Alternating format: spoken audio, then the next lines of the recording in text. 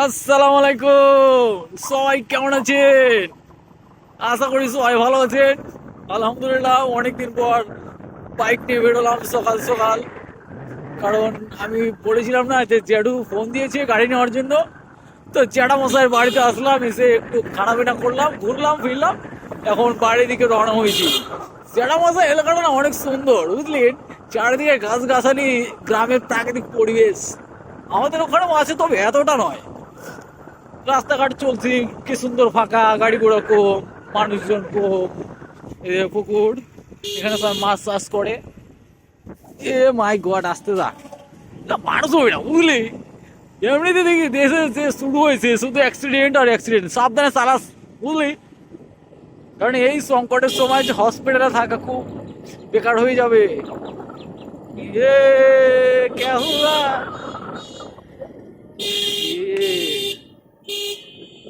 কি বলবো কাকু, পোড়া মাল, বুঝলে? আচ্ছা, প্রচন্ড রোদ রে, টলিমলি দেখে রে আসতে যাস। আচ্ছা, কি বলিস, এত তাড়াতাড়ি চলে আসলি?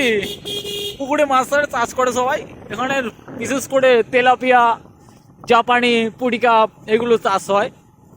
মাছে মাথা বাঙালি বলে কথা, বুঝলেন?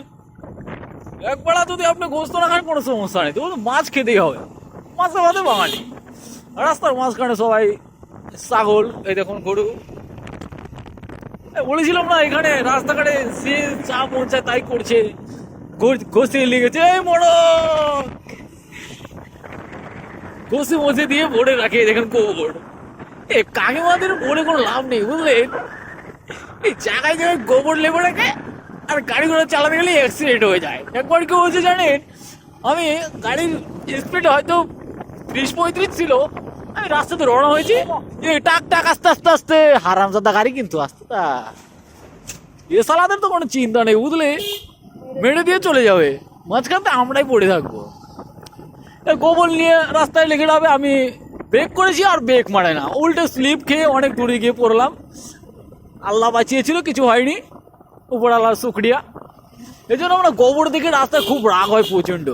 আর কাকিমাদের বললে না উল্টে ঝাড়ি দেয়। এদেরকে বলে কোনো লাভ নেই, কি করতে হবে?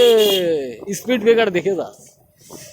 এখানকার মোড়গুলো না ডেঞ্জারাস, স্যার আশপাশে কিছু দেখা যায় না, এদিকে শুধু ক্ষেত আর ক্ষেত, ক্ষেত আর ক্ষেত। যেখানে যাবি শুধু ক্ষেত। যাচ্ছে গাড়ি, চলছে আমরা, অনেক ভালোই লাগে এভাবে রোজ রোজ ঘুরে। ঘরে তো মহিলা টহিলা রাস্তার মাঝখানে এসে খারাপ থাকে, এদিকে বলো, বুঝলে? কথা বললে শোনে না। হ্যাঁ, নিজেকে এলাকার প্রধানমন্ত্রী বলে দাবি করে, রাস্তাঘাট ছাড়তেই চায় না। মহিলা মানুষ, কিছু বললেও আবার দোষ, বলাও যায় না, ধমক দিলে উল্টো ঝাড়ি খাওয়া যায়। যাই হোক, যাচ্ছি, রাস্তাঘাট ফাঁকা, ভালো লাগছে। স্পিড ব্রেকার দেখে যাস। এটা একটা ছোটোখাটো বাজার বলে কথা। আর জমার দিন তো সবাই বন্ধ করে নামাজের প্রস্তুতির জন্য চলে যাচ্ছে। আমরাও যাবো আর একটু পরে, আল্লাহ ভালো করে বাসা নিলে গোসল করে নামাজ পড়তে যাবো। আর বিকেলবেলা বেরোবো না, বড় বড় মানে ভিডিও বানাবো, বুঝলেন? বিকেলবেলার ভিডিওতে আপনাদের সবাইকে স্বাগত।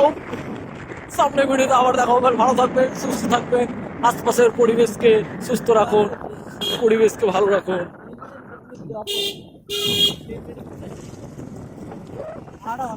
এই ভিডিও এখানে শেষ করছি, ভালো থাকবেন সবাই, আল্লাহ হাফেজ।